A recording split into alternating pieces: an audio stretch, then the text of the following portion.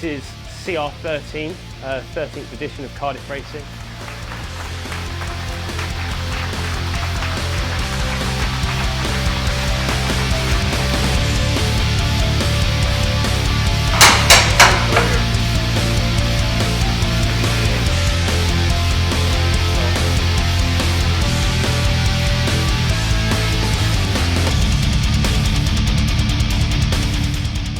So, one of the most important parts of any racing car is the powertrain.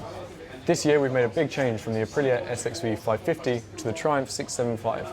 We're sticking with British, with our industry links and with a very powerful engine. This forms the heart of the car and is the base around which everything else is built. So there are two very important parts to go with the powertrain.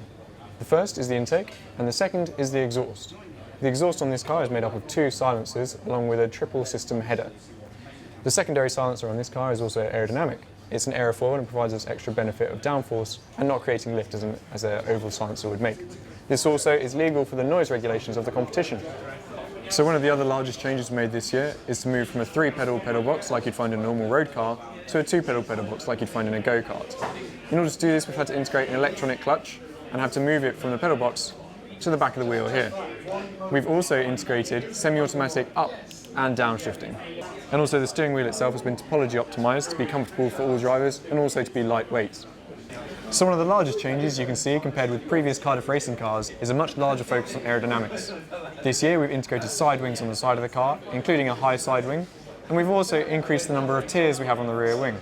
We have a top tier, a centre tier and a lower tier. The lower tier also functions as a structural mounting system. As well as this, our front wing vinyl is an homage to Tom Price. Tom Price unfortunately passed away during racing 40 years ago, and he was the only Welshman as an F1 driver. In his memory, we've used the colours of his Shadow DN5 for our front wing and blended it with our own Cardiff racing colour scheme. Following the successful launch for our car, we've now brought it down to a disused airstrip at Llandough, where we can run the car, put some miles on the clock and ultimately just test how it responds as we drive it. This allows us to adjust the car, adjust toe angles of the wheels, ride height and mapping of the engine to make sure that we can get the most power and response out of the car as we drive it at the competition. So far testing's been fantastic. We've done a huge amount more than we managed last year due to the increased reliability of the engine, and this just means that the more testing we can do, the more we can set the car up ready for the competition. So it's been really good so far. So the other day we had a very early start. We came down here to shoot footage of the car working so that we can send it to FS Check. This is a submission that is required just to show that the car's working properly in advance of the competition. Following that, we then moved over to the kart track next door, where we ran approximately 4 endurances worth of testing, which is huge for us, and the car performed really well.